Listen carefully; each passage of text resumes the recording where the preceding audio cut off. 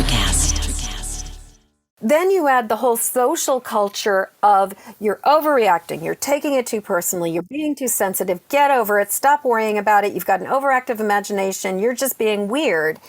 That I agree, there's a way in which between ancestral trauma, karmic trauma, and social pressure to not be magical and to not be sensitive, there's also that tension around being empathic, where I think a lot of us really do try to shut that down.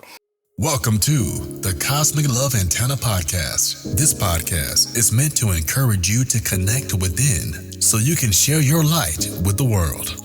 And now, here's your host, Harrison Ma.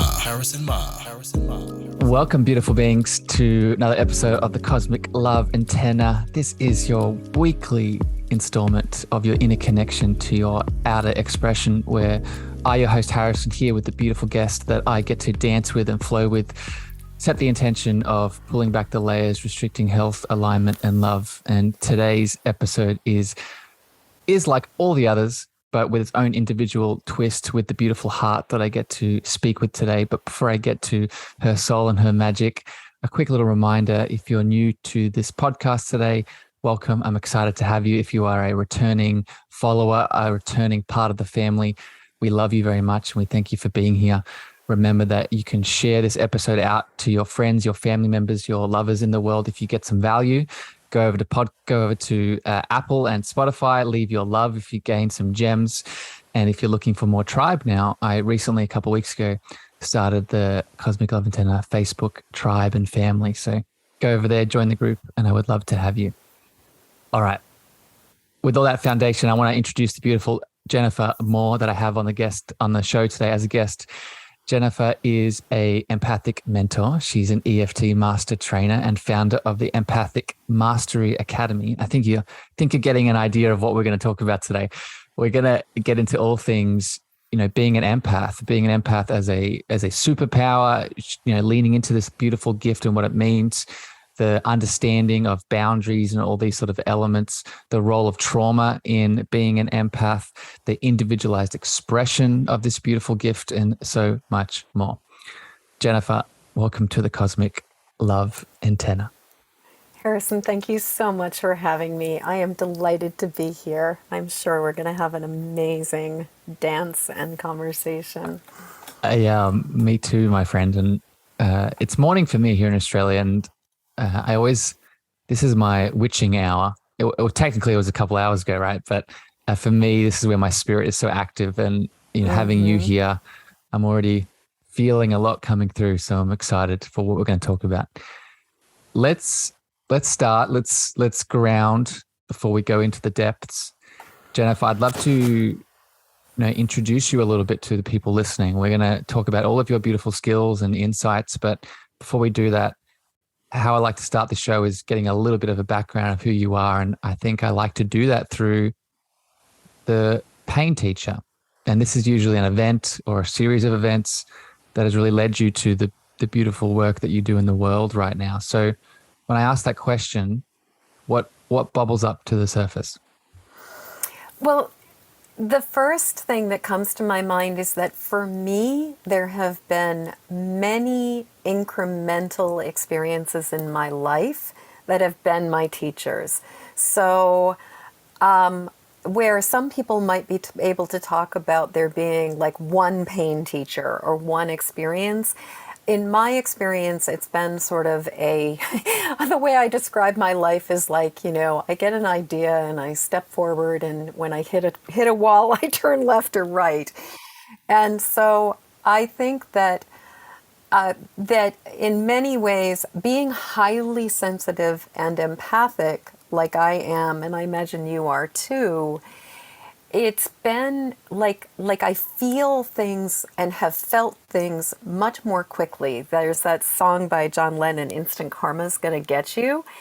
And it really feels like, for me, my life has been a life of instant karma, and where a lot of people had been able to sort of kick the can down the road. By the time I was 23, I was really bottoming out. I was really, really struggling with a pretty serious eating disorder and sugar addiction. And I had already hit my wall. I was already going, what I'm doing is not working. Yeah.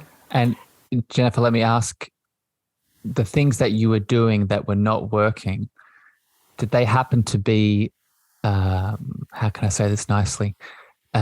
Lessons. Don't worry about being nice. All right, I'll go straight in. Yeah. Projections. Just be blunt. I believe, but did they happen to be projections from family or culture or religion? Like, I guess what I'm asking is, often we hit a wall and we aren't doing the things that are aligned with us because we think we have to fit into a certain box. Absolutely, and especially I think more so at the time that I was really struggling with this, even more so then than now.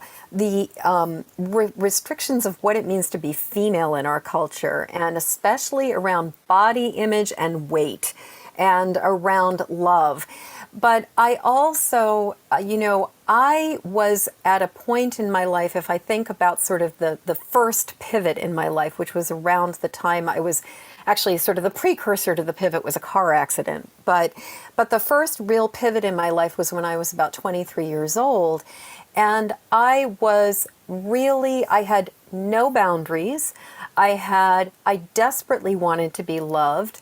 And the way that I thought I could be loved was by being like fitting into this visual ideal of what a woman is supposed to look like and be like, but also by being really a people pleaser and, not to find a point on it, a very codependent, like very much about like being in that place of trying to meet other people's needs.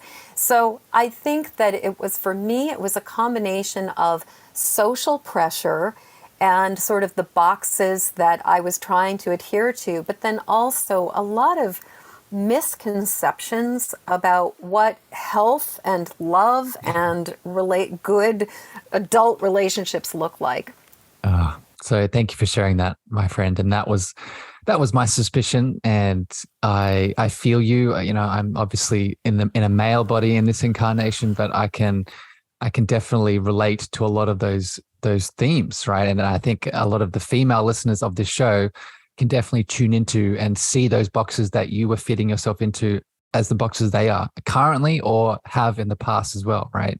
But that's what, when we go deeper into this episode today, I would encourage people listening to, become the observer, right? Just from this chat today, you might see a box that you're in that maybe you didn't realize you were in, and you can now make a choice to step out of it, right? And that's the powerful piece.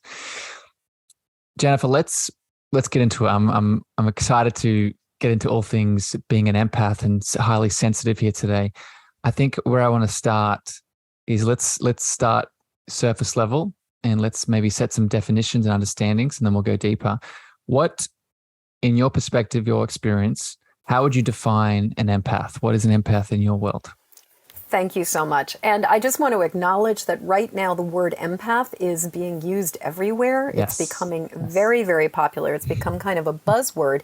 And depending on who you're talking to, it can really vary quite a bit. So my personal perspective and sort of definition of an empath is that an empath is, well, for one thing, being an empath is on a spectrum. And on one side of the spectrum, there are the people who are completely oblivious to anything and everything that is going on with anybody outside of themselves, like where they are so self-interested and self-absorbed, one might say, just completely disconnected, that they just kind of chug along in life. And sort of the absolute extreme might be somebody who'd be considered a sociopath or a psychopath, like somebody who is just really like no regard for any other human beings. And, I'm sure we can all come up with public figures who kind of fit that description, but, Anyway, so we've got that side. And then on the other side is what I call the extreme empath, or the person who is a true empath. And that is a person who is picking up the thoughts, the feelings, the energy, the sensations from the world around them. But what I find defines or makes somebody truly an empath is that not only do we absorb the thoughts, feelings, energy, and sensations from the world around us, but we feel them and experience them as if they are our own. And the thing is, you can have psychics, you can have mediums, you can have people who have a great deal of, intuitive ability, who are receiving information in the same way that an empath is. But the thing about these other abilities and people with clairs is that they can generally discern what's theirs and what's not theirs. But what I think makes an empath unique is that we experience things through our sensory filters, and we experience them as if they are our own. So some people talk about like Clairsentience and how that is... Jennifer, let me jump in here because I want to Yeah. get to that next, because that's my next question. So put a pause there for a second because I want to ask. Excellent. So I was reading your mind before you even said it. Your clairs are already going. Mhm. So that's exactly where I want to go next. But before I do, let me just ask a quick question here with Yes. the empathy piece. So a lot coming through. So first of all, I definitely resonate with that. The other end of the spectrum of just, taking on all the things and being highly sensitive and taking it on as your own. And I know as a, again, just some labels here, but as a light worker, as a healer, as someone that's in this world all the time, working with people, that it is something we need to be very mindful of, right? Because when as I'm sure you're aware of, when I do a healing and I'm in their energetic field and doing Reiki or doing a meditation or whatever it is, right? I personally need to be mindful of when I leave that session and how I'm feeling, right? How I'm feeling, and okay, what have I taken on, either consciously or unconsciously, that is not mine? So I guess before we get to the Clair Senses, because that's a very important chat I want to have, what are some ways, because I know other people probably wanting to know this, much like myself, what are some ways that we can start to clear and distinguish between some of the energy? So for example, one of the tools that I use is, the chakra system, right? And cleansing through the chakra system. So what comes up when I ask you this question? So first off, you have just asked the $1 million question, and I have literally written a book about this question. I can see it. Because the thing about this is that this is a question that has a number of different pieces to the answer. Yeah. And so what I want to say is that, first off, what I personally really had to look at when I was noticing that I was taking on my clients' stuff was that I really needed to look at how had I been taught to do this healing work? How was I doing this healing work? And in what ways was I climbing into the energy systems and the energy bodies of other people and putting myself in a position where I was taking on and absorbing more than I needed to?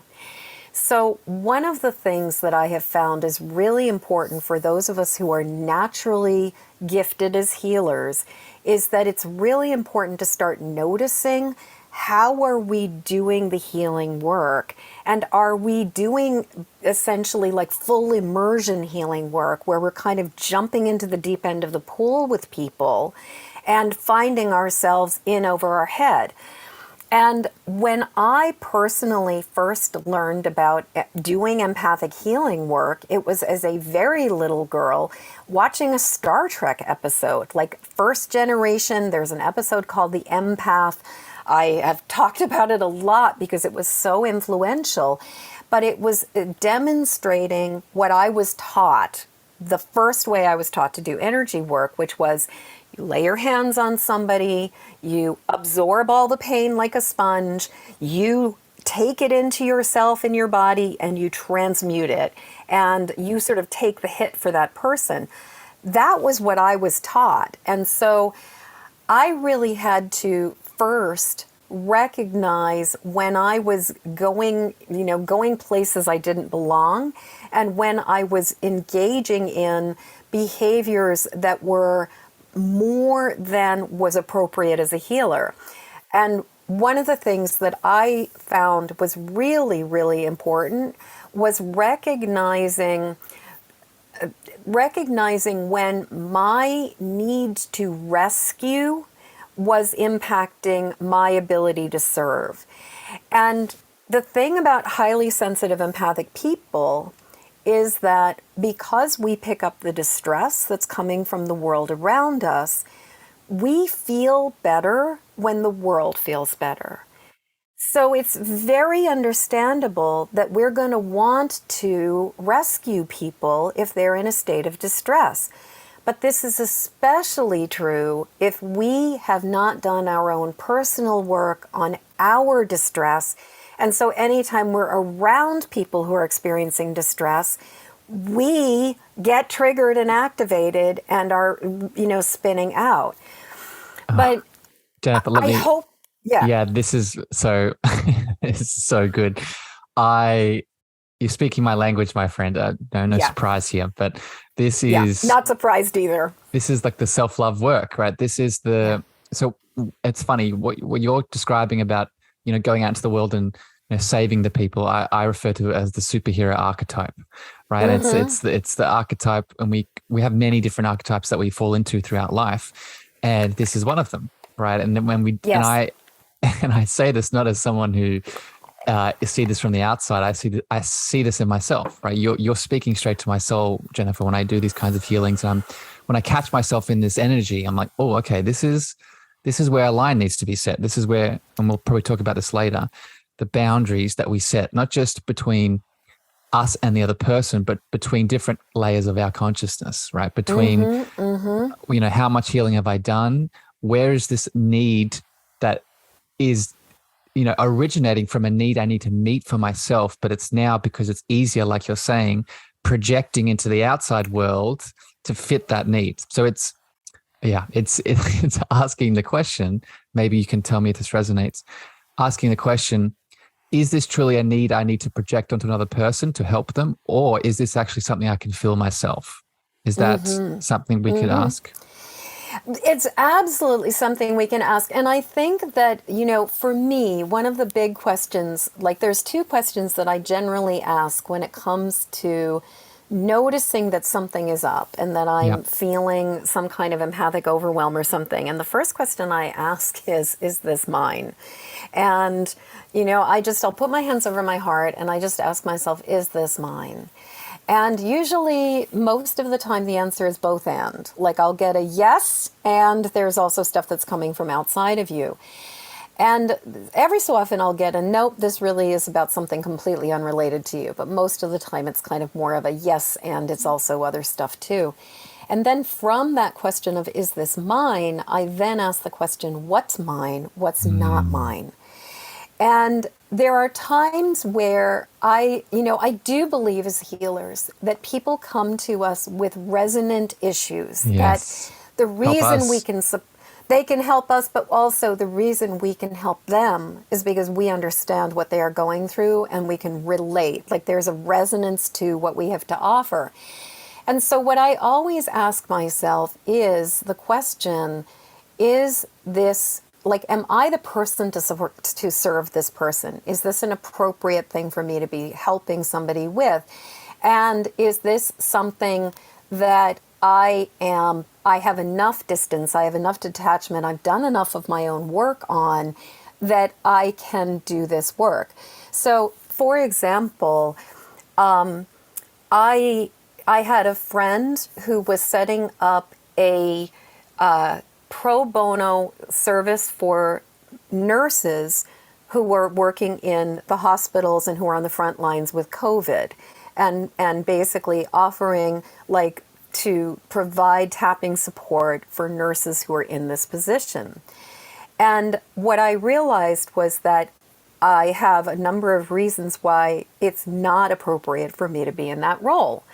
One was that I come from a family in the human service field and healthcare practitioners, and I have many nurses in my family, including a mother who was a nurse, and stuff around my mother's, I don't know if you've ever heard the saying of, like, the worst patients are nurses and doctors. I will attest, the worst patients are nurses and doctors. And so I knew I had my own transference and my own issues about my mom's relationship to her stuff. But then my father actually was within the first like 10,000 people who died from COVID. And so I definitely have some real personal feelings about the whole thing. And I knew that until I had really worked through these sort of big personal things, I would not necessarily be able to effectively detach and provide service that was going to come through really clean. Yeah. Yeah. So, Jennifer, I love this "is this mine" tip here. Yeah. And this is so powerful. And I actually use this when I talk about ancestral healing. So it's a very similar sort of thing here. And I've learned from it is, and you're explaining it beautifully, is it helps us to distinguish and get into this whole world of frequency, right? And what is when I say this to everyone listening, the people, for new people to this world, right? We have our own frequency. We are unique soul expressions for a reason, right? And within that unique soul expression, we have our own unique frequency. So we, as the interpreter, taking in these energies, we can get to a point, and this is, I'm right here in this journey right now, where we can distinguish, oh, this frequency is mine, like Jennifer was saying, or this frequency is connected to my ancestral line, or this is a completely different. This is an outside person, an outside element. And the more that we do this, the more that this frequency muscle starts to build, and we start to have a sort of a map or a library of what would be the word, source points that we're going, that's what this is, and now I can draw a line here. Right. Jennifer, let's go back, because there's so much coming through, and I want to hit on all of it. Let's go back to the Clair Senses and the empathy, and because this is a big topic that I know I'm in at the moment, and I think might be a little bit confusing for other people listening. So yes, and especially. Oh, sorry. Yeah, all good. I'll set it up and then I'll throw it to you, because just to give context, because we could go in many different areas with this. In the system that I'm sort of in at the moment, and my understanding is, there are 5 main Clair senses, right, connected to our main physical senses, right, seeing, hearing, tasting, feeling, touching, examples, and then there is Clair-empathy that people refer to sometimes. So I'll throw it to you. Maybe we can start between the question: what would be the difference between Clairsentience, which is clear feeling, and Clair-empathy, which sounds like what we're talking about now? What comes up? Actually, personally, I really think there's a very, very clear distinction between empathy and being an empath. And I believe empathy is the capacity to understand and grasp what is going on with another person, but there is still a level of discernment. And I really, and that's the thing for me, Clairs by their nature bring discernment. And we also have, so we've got the 5 sensory ones of, clairvoyance, clairaudience, clairgustance, which is just touch, tasting, clairalliance, which is smelling. And then, clairsentience is one of those ones where I think some people sort of think of clairsentience as kind of like the physical sensation or the picking up the sensation. Yep. And some people, I think of clairsentience more in terms of more of that empathic sort of internal, almost kinesthetic experience. My sense of it is that people with these kinds of abilities, and then claircognizance is just sort of knowing. when you just know things. Yeah. And My experience with these is that with the clairs, we can distinguish the separation between self and other. That there is a sort of a sense of, I'm receiving this information, I'm not experiencing this information, I'm not feeling this information. Whereas being an empath, I find the challenge with, especially when we're new and being an empath, is the fact that you're like submerged in it. It's an immersive experience. So I would be inclined to say that Clair-empathy is still creating a distinction between self and other. And actually, what I've been realizing, especially over the last year or so, is that many empaths actually need more empathy. That ironically, being so highly sensitive and empathic, often we experience things as if they are our own. But because we are in crisis, experiencing the distress, it's actually very hard to have empathy for somebody who is experiencing it in reality. And so I'll give you an example of one of the places where I kind of went, wait a second, like, you need to have perspective here. And that was right as the war broke out in Ukraine. There were all of these images of like people fleeing their cities with like their cat carriers and their dog on a leash. And I was experiencing so much sort of empathic overwhelm from the distress that was coming that I was visualizing, like I was having these images of myself walking down my own street with my beloved pug Lilu and my two cats, who you can sort of see right behind me. But my two cats, in cat carriers. And all of a sudden I am there. I'm experiencing it.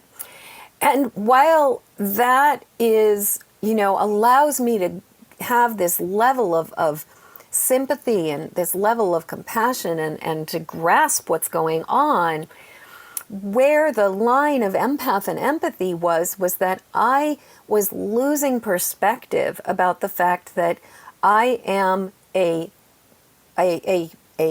white woman living in the United States in an environment where I am safe, I am protected, and my reality is that all is well in my world.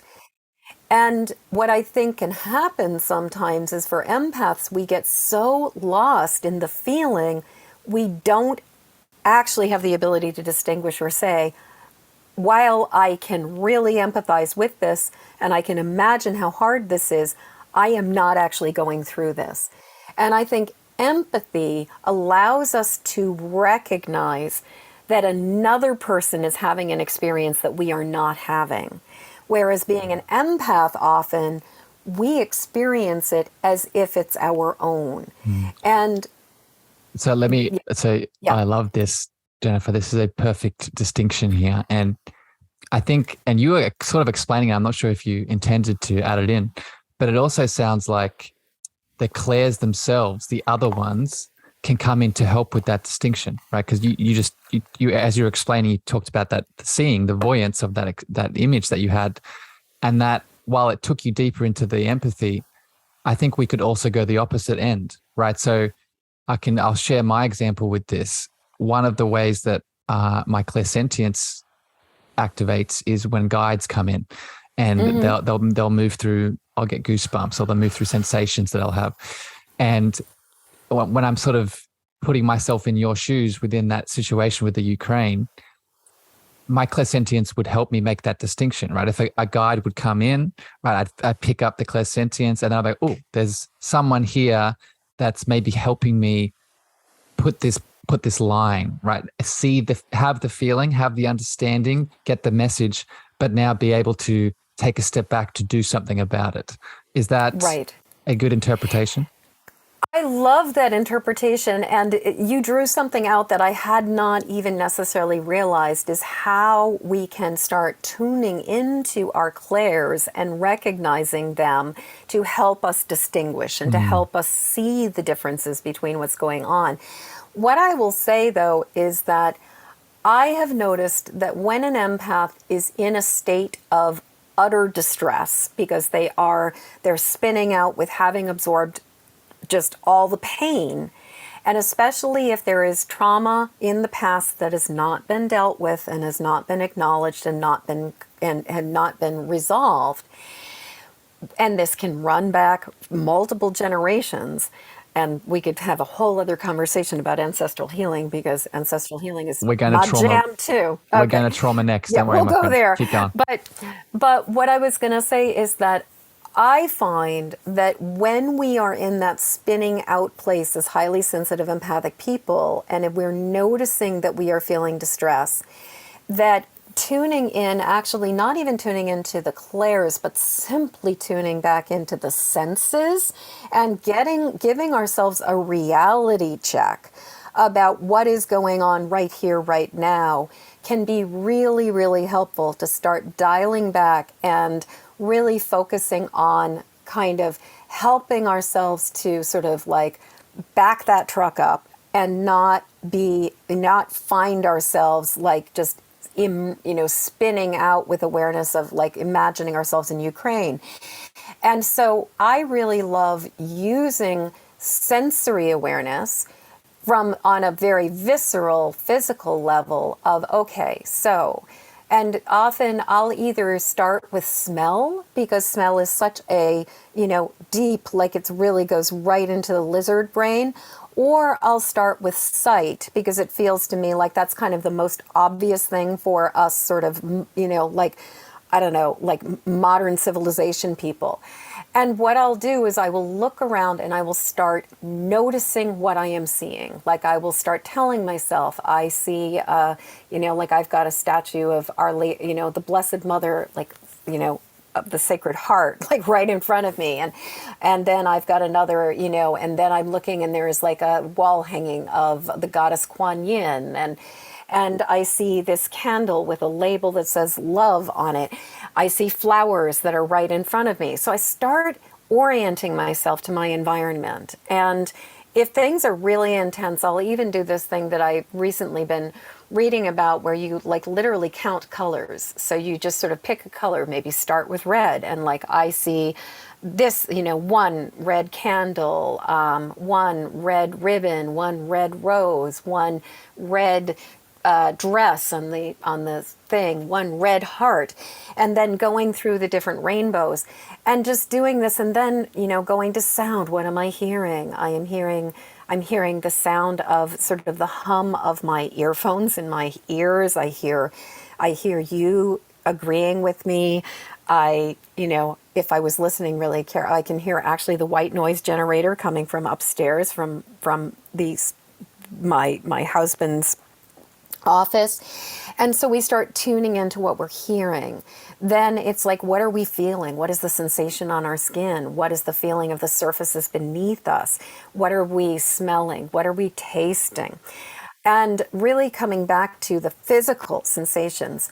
From that, then we might be able to, if we have developed our clairs to some extent, then we might be able to actually use our clairs to recognize what are we picking up on that is not within ourselves, but where we're having a clairvoyant perception of somebody walking down the road or something. And making a choice at that point too, yes. Jennifer. And making a choice. Yes.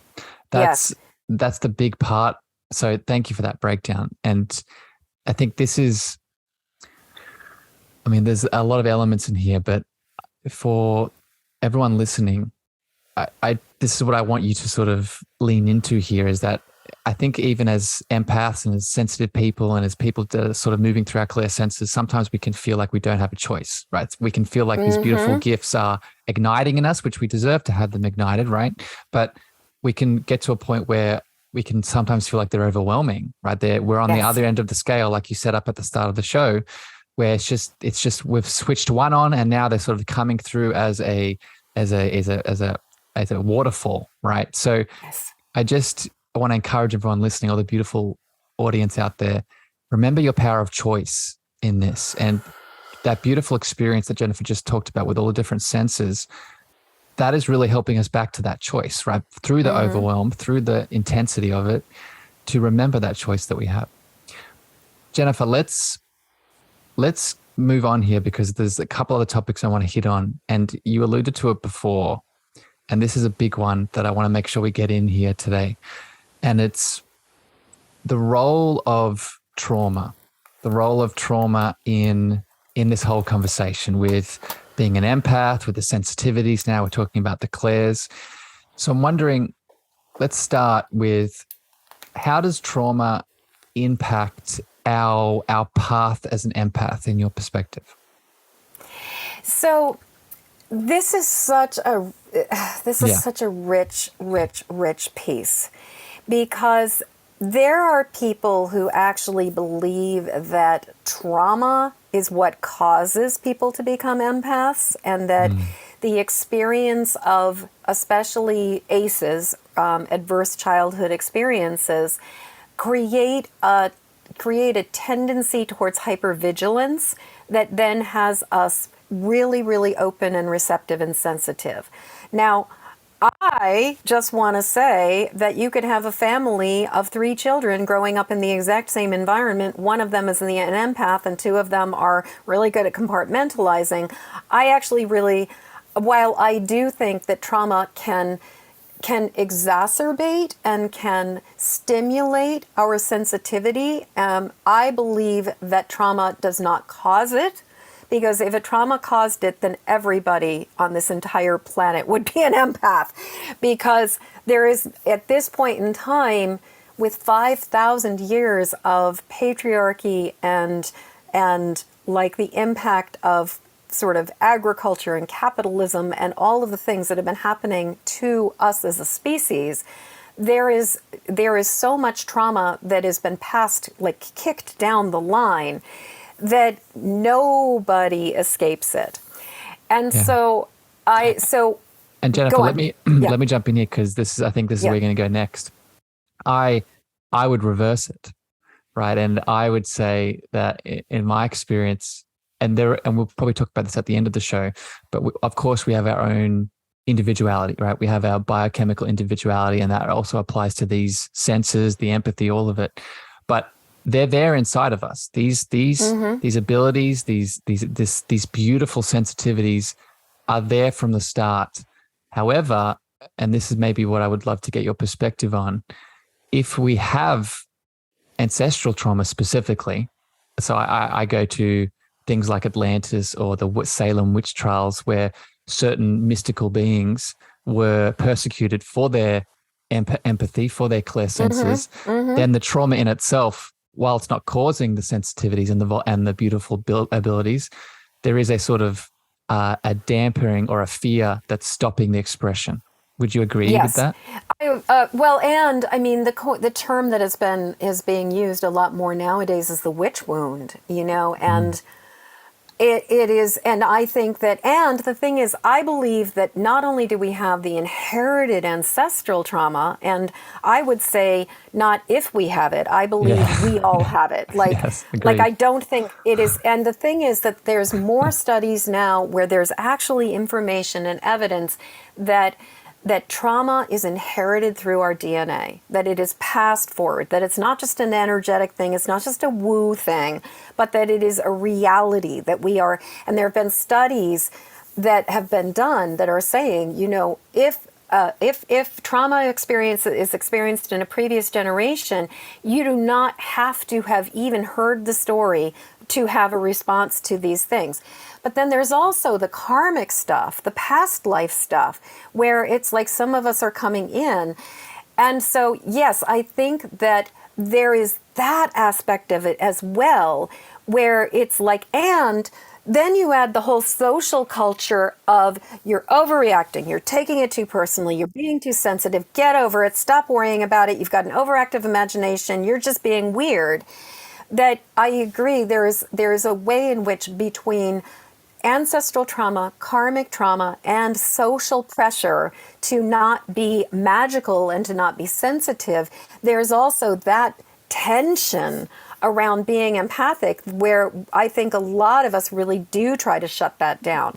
Pause there for a second, Jennifer, and Yep. then I want you to continue because I can feel your heart in this one. Yeah. I've been feeling it in all of it, but it's super passionate here. Just a distinction to help people maybe start to learn the differences between the ancestral, the past life, in this experience. In the system I sort of am trained under and I share with clients, we have a subtle energy system, right? And we have different subtle energy bodies, right? So the ones that audience members can probably relate to already is we have a physical energy body, we have a mental energy body, and we have an emotional energy body. We can understand that piece. But we also have two others, the genetic energy body and the DNA energy body. And this is where in our energetic field, those ancestral wounds and those past life wounds, they're actually two different energetic layers of our being. So just to plant that seed for people listening, know that you can start to distinguish between these different layers of what you are, and you don't have to do it all. You can just decide one day, okay, I'm going to go into meditation and I'm going to focus in on my genetic body, or I'm going to focus in on my past life body, or whatever it is. So just so people don't feel overwhelmed. Yes. Keep going, my friend, with what you were saying. Well, so, and I also just want to say that in my experience, a lot of times, whether it is inherited or it is karmic, just start addressing it and the answer will come. Like a lot of times it's like whether it was that I had a great grandmother who was persecuted for being a midwife and an herbalist or a witch, or if I'm remembering my own experience, I don't think that matters as much as addressing and clearing it and healing it. Yes. Yeah. And you give them what you're ready for too, right? It's like continue, keep going.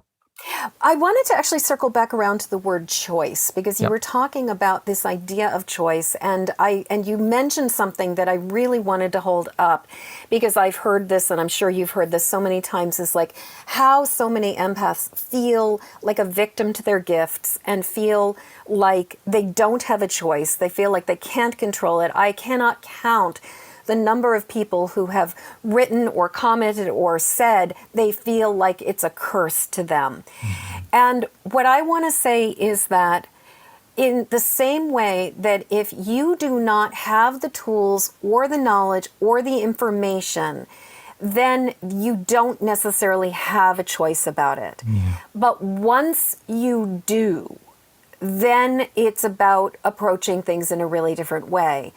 And so what I guess I would like to say is even the idea of introducing that we have a choice is revolutionary, in that I think so many people don't even know that they have a choice. They're just flooded. And if somebody is the empath in a family system, in a dysfunctional family system, and they are the designated feeler for people who are suppressing their emotions and pushing them down and not dealing with them, in many ways, there's sort of a family contract that's been playing out where people are accustomed to playing the role of being the one who is processing the emotions for everybody else.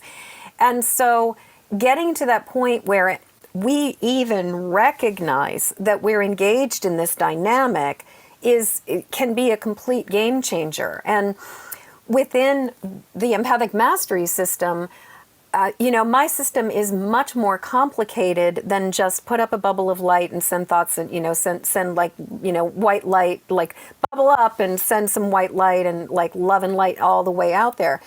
Because what I discovered is that before we can address anything, we have to recognize. And so the first step of empathic mastery is recognize that, and the recognize is twofold. The first part of recognize is even recognizing that we're experiencing empathic distress, that we are going through something, that we're out of sorts, that we're not feeling, that we're not in our baseline. Like I'm imagining myself walking down a road with my dog instead of sitting in a room, like having a conversation with you, facing a Zoom, facing a computer screen. So there's that level of recognize, and then from then we can start to really do the recognize work, which is discernment of what's mine, what's not mine, is this mine? Only after we've been able to recognize, though, can we come to the next step, which is release. And release is where we start using energy healing techniques, where we start maybe using like cognitive shifts and, behavioral decisions, like all kinds of different ways to release. It could be energetic, it could be, doing therapy with somebody, it could be journaling, but where we start to work on releasing the stuff that we've been carrying around. Because one of the things that I find the problem with the idea of just put a bubble of light up around it is that if you're already carrying a ton of distress, it's gonna impact your filters and shields from the inside out. Like, you cannot protect yourself if you're already carrying around a bunch of distress. And that distress is attracting, right? So so I'll jump in here, Jennifer, because this is a really big point in itself too. And I thank you for those steps there, and there's that distinction. And I think what I'm starting to really appreciate about your beautiful work in the world is the nuance of this, is the professional sort of deep nuance, and how, we're not just lumping everyone into one category, right? We're putting people into their own individualized expression. But just going back to what you were saying, if we put up the bubble, then yes, we're putting a line in the sand. But we're also not asking the question, why am I attracting this energy, right? Because we talked about the resonance piece, and we know that we can attract resonance from a space of light, and we can attract resonance from a space of darkness, right? So why is this person with this specific energetic frequency and resonance coming into my world? We need to be willing to ask that question, and we can ask that question once those boundaries are up, once we're detached, right? We feel safe, we feel protected. But then I would encourage people, if you have the energy and the time at that point, go deeper and ask, okay, am I attracting from a resonance of light here, because like attracts light, or is there a piece in me, like you talked about the curses and the thought forms, the ancestral trauma, is there a piece in me that I now need to bring attention to, so now that resonance is not there? Now I shift it from the negative into the positive polarity. Right. Does that resonate, my friend? Absolutely, absolutely. And when I am doing work with people, what I try to cultivate within myself is curiosity. And so when I go into doing work with people, there is a part of me that is the curious observer. And if I notice I'm getting pinged by something, I've been working and doing this work for a long enough period of time that if I recognize that I'm getting triggered, I have a capacity to ground, detach, and sort of put it up on a shelf. But what I do then is I basically say to myself, whoa there, little buckaroo, you got some work to do about this, because that really set off some red flags within you. And I completely agree that we get to look at, not only is it just about protecting ourselves, but it's also about exploring, why is this resonating? Because I was having a conversation with some of my students actually just the other day, where one of them had done some work with somebody, and they were having their client had a childhood memory about being excluded, and my student was really triggered by this particular thing and was having a very hard time shaking it, and was experiencing quite a bit of transference.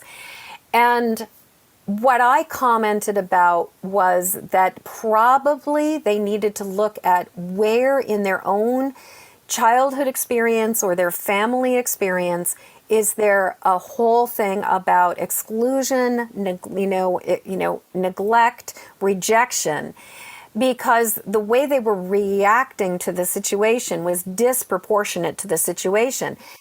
And I was commenting that I'm sure there have been many experiences where they've worked with clients where they've shared deeply traumatic stories, like things that are just like, oh my God, that's horrible. But they didn't have resonance. And so it was able to just flow. And that's, for me, the difference. It's like, if something goes, like there is just hearing somebody's story and feeling deep compassion for the fact that somebody has endured something absolutely awful, but there's this lack of squirminess to it. It's Jennifer, love. it's the difference between, so that you're making such a beautiful distinction here that I want to make sure people get. It's the difference between the law of resonance and the law of reflection. So the law of resonance is like attracts like. And what you were just talking about, you connect to that person because there's been a part of you that has healed that piece. You're compassionate because, oh, I've been there and I know that. The law of reflection is that triggered response. Is if someone, like I always use the example, and Dad, if you're listening, I love you very much, but I use my dad as an example. If I walk into a room with my dad and my dad is angry, but then as soon as I walk into that room and anger is triggered in me, I can ask myself the question, did my dad give me that anger, or is my dad through his anger reflecting the anger that is unhealed and needs to be seen inside of me, right? So that is the distinction here, resonance and reflection. And it's that triggered response that can usually tell us where we are in those two spaces, right?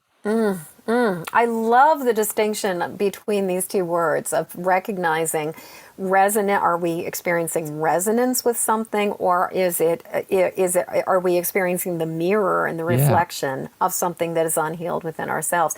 I would imagine that my immediate thought as you were talking about you and your dad is like ancestral. It's like how like that, and a lot of times, especially if you see patterns running in families, like I generally am just like, yep, that's the marker for, certainly a marker for ancestral stuff. So it's why I love this work. So there Jennifer. with you. That's why I love this work, Jennifer, because there's so many. There's these layers just really make it so exciting to just dive and it through. makes it so yummy. Yes, it's like there's just, it's like every single person is a tapestry with just a million threads or infinite threads, and it's like, it's just so fascinating how it's all interconnected, and there are just so many different pieces to all of it. The tapestry is the beautiful word to describe it. Jennifer, I have a couple more questions here before we wrap up, and I want to make sure I get into with you. And this next one is a big one, so let me frame it here. This work that we're talking about with empathy and being a beautiful, sensitive person and connecting into the Clair Senses, all of what we've talked about today, this isn't just me experiencing, Jennifer experiencing, or even us with our clients.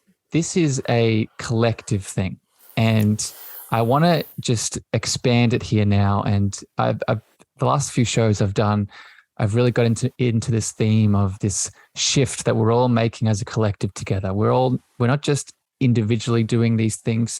There is a group consciousness that is expanding through the world at the moment, and it's really changing the world in so many beautiful ways. My question for you, Jennifer, is, what do you think is the role of the empath and the highly sensitive person, maybe someone with these clairs as well? What is the role within the collective consciousness at the moment? And for someone that's listening to this that is feeling empowered, what are they doing just by being themselves that is impacting the collective? So this is such an important question. And interestingly, I was off at a writing retreat a couple of weeks ago and channeled an entire book about the evolution of our species and how we are all awakening to our empathic abilities. And that basically, I believe that empaths are the next point on the evolutionary chain. And what I believe at the very, very core of our work is to feel. Our work is to be present and to not avoid, deny, or try to hide from the discomfort. Because my council, the Council of We, that's what they gave me that name to make it easy for me.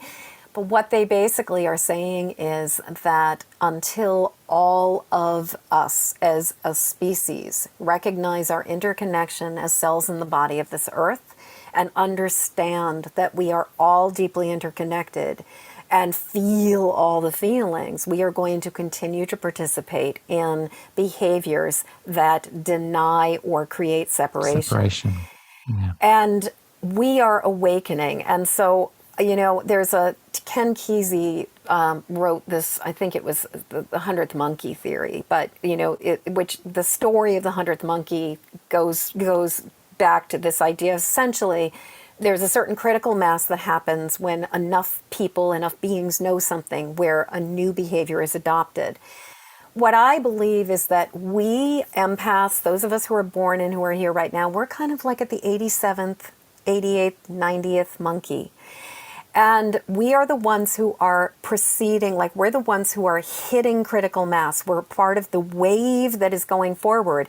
And I believe that this entire last few years, but especially since the pandemic hit, that you can see more and more people are awakening to their empathic abilities. More and more people who are experiencing the discomfort of not being able to ignore or compartmentalize.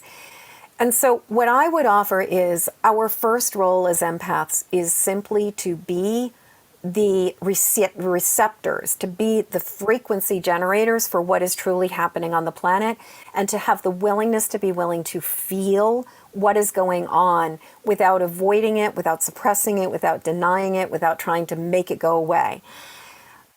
I also believe that as empaths, we have a capacity, and I believe that everybody has the capacity for empathy. Everybody has the capacity for magic.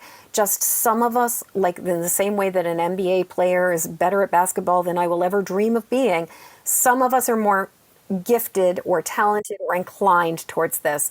And especially right now where some of us already have the abilities and some people have not awakened to them.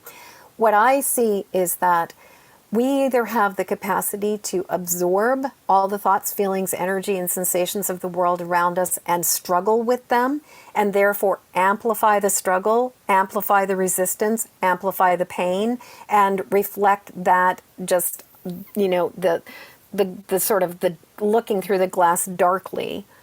Or what we have the capacity to do is bring ourselves up into the place of radical acceptance and radical love, where we can hold space for what is, but instead of contributing to the problem, what we do is we are able to support the transmutation of the problem, and we become beacons for light, for hope, for possibility, for healing. And I believe that every one of us, and I believe every one of you who is listening right now, you're listening because you are part of the solution and you have been called. And I sincerely believe that right now it is go time. It is all hands on deck. We are birthing a new world, but birth is messy. Don't let anybody tell you that it is not without danger, fear, and discomfort. And in order to navigate this birth of the world, it's like we are both being the one giving birth, and we are also the ones who are the doulas for that experience. But especially, this is where that detachment and that ability to discern, I am not in Ukraine. Like, if we are blessed to be living in places where the conflict is substantially lower, then we need to really work on keeping our perspective so that we can focus on grounding, we can focus on connecting to divine source, we can focus on being a generator for healing and love and joy and delight and pleasure. Because as empaths, we have just as much capacity to broadcast as we do to receive. Yeah.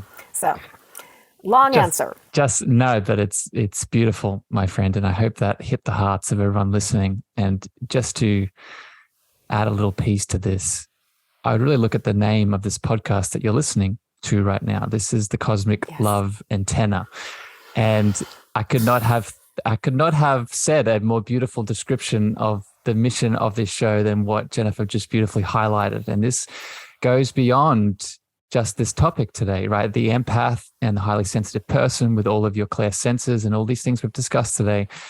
It is not just you standing in the power of those elements, right? When you stand in your love frequency, as you start to admit and be the beacon of light, as Jennifer highlighted, you can also do that in every aspect of your being, right? So whether you are a beautiful painter, whether you are a shamanic healer, whether you are I've done at this point of this releasing this episode, 50, 60, 70 episodes now. Every single episode you can go to and listen to this show. You can connect to the space that you resonate with your unique expression. So for example, if it's not empathy today or being an empath, tune into the thing that lights you up, but realize that is the gateway back to your heart, right? And the thing that's underlying all of these elements is that frequency of love, right? And I think this is a wonderful place to end this, my friend. Before I jump to the last question I want to ask you here is, remember that when I say love and when Jennifer says love, we're not talking about the emotion of love, which is generally a powerful thing in itself, but we're talking about the embodiment of love, what we are made of, what is at our fundamental root center, right? You could call it your divinity, your essence, your godness, whatever name you apply. That is the space we go to. And when you're in that space, that is when you're emitting that frequency out, right? That is when you're connecting and channeling and being the empath and all of it. So yeah, Jennifer, we're getting heated here. I do have to run here in a second, but before we close up, two last pieces. One, if people have connected to your beautiful work in this world, they've felt your frequency, your space of love today, and they want to connect to you, they want to find out more, what do you want to share? I know you have this beautiful book behind you that you've been referencing. What comes up?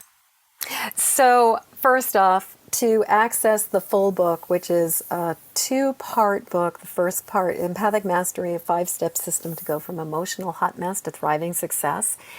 You can find that over at empathicmasterybook.com, and there are links to all of the major markets for the book, so that it's not just a US-based website. Like you just look and you'll find all of the links. So empathicmasterybook.com. And part 1 is all about what does it mean to be an empath? Why are we this way? And then part 2 is the 5-step system of recognize, release, protect, connect, and act. So empathicmasterybook.com. And if you would like to get a free gift from me and sort of get started in my world and get some tools for how to navigate this, I have an ebook. And if you just go over to empathicsensitivity.com, you can grab it over there. So that's how to connect. Yeah. As always, to beautiful listeners, if you go to the show notes, whether you're on Spotify or Google or Apple, you'll see the details of the show, and I'll put the links to Jennifer's store and book and all the things she's been talking about here today. Jennifer, last question here before I let you go. Okay. And you it's funny, you sort of channeled it already because you've been in my head this whole time, or most importantly, my heart. But I want to maybe hear a succinct version of it and what comes up. The name of this podcast, as I just explained, is the Cosmic Love Antenna. And for a lot of people, that love word there's a lot to it. But I'm wondering, how do you personally define that love word? So I really, as you were speaking, I was thinking about, for me, love is a noun and love is a verb. And the noun is the feeling, the noun is the quality, it's the lower octave is the feeling you discussed, and the higher octave is that channeling of that sort of like that divine force that is everything. But I also really love to focus on and think about love as the verb, that it is a discipline, that it is an action, that it is a choice on a daily basis to come from a place of love, to come from a place of compassion, to come from a place of generosity.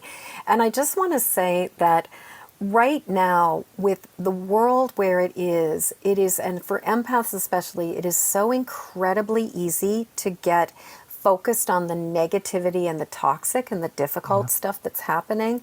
And yet what is going to turn the ship around is not continuing to perseverate about the pain, but actually to really, really focus on love despite that.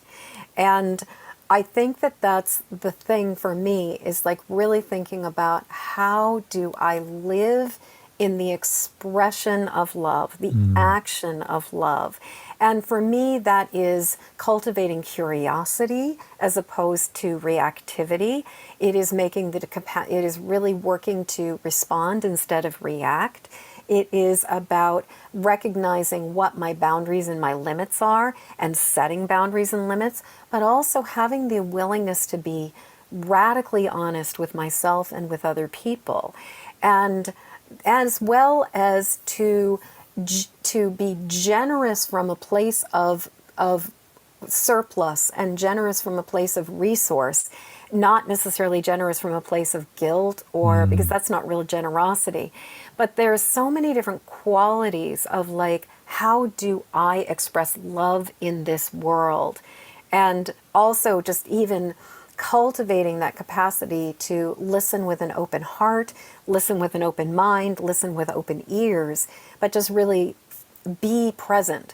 So for me, love is much more the feeling and the quality and the experience. That's that's almost like the byproduct. But the thing that we need to do is deliberately, actively choose love as a path and as a discipline on a daily basis. I got a lot of abundance vibes as you were sharing all of that, my friend. I got is just being in that space of love. It's abundant rather than scarce, and that fear mentality that's so prevalent at the moment. Yeah. That was beautiful. Jennifer, thank you for spending time with me today. I love you very much. You're doing the work. You're doing the work in the world that is needed today. I hope that all the beautiful listeners out there in the podcast world, I hope you gained some value, some insight. If you did, remember, share it far and wide with the people that you care about, even with people that, as we just said, are maybe new in your world. Share this as that token of love so you can maybe expand where they're at the moment. But until then, beautiful listeners, we'll see you next time here on the podcast on the Cosmic Love Antenna. We both wish you a wonderful evening, morning, and afternoon, and sending love and light right at you. Bye, everyone.